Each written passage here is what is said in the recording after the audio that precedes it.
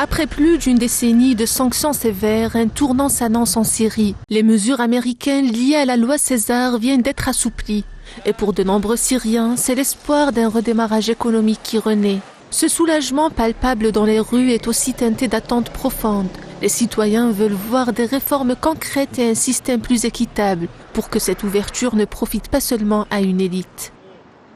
Aujourd'hui, une première étape a été franchie. Nous espérons désormais voir émerger une Syrie moins corrompue, plus inclusive, plus transparente et plus responsable, afin que la levée des sanctions bénéficie réellement à toute la population. C'est une opportunité historique pour notre pays.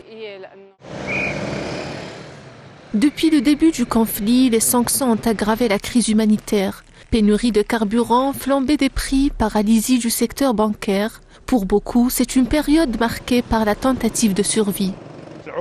Cela fait 12, 13, voire 14 ans que nous traversons une période difficile. Nous avons beaucoup souffert, mais aujourd'hui, notre espoir repose sur Dieu et sur les responsables qui œuvrent pour la levée de ces sanctions. Dans les transports aussi, l'impact était brutal. Le prix du carburant rendait l'activité impossible, créant tension et incompréhension entre chauffeurs et usagers. Pour ces chauffeurs de taxi, travailler était devenu un luxe. Les anciennes sanctions nous affectaient énormément. Le litre d'essence coûtait 25 livres. Nous ne pouvions tout simplement plus travailler. Nous finissions par nous disputer avec les citoyens, essayant de leur expliquer que c'étaient les prix.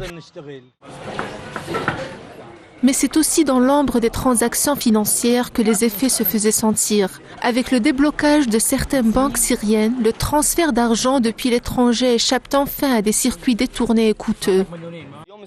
Avec la levée des sanctions, notamment celles contre la Banque centrale et d'autres grandes banques, les Syriens ont désormais échappé à l'exploitation dont bénéficiaient certains bureaux de transfert et de change qui prélevaient une part importante de leurs transferts. Nous savons tous qu'une partie importante des jeunes Syriens vivent à l'étranger et sont souvent les seuls à subvenir aux besoins de leur famille, restés au pays.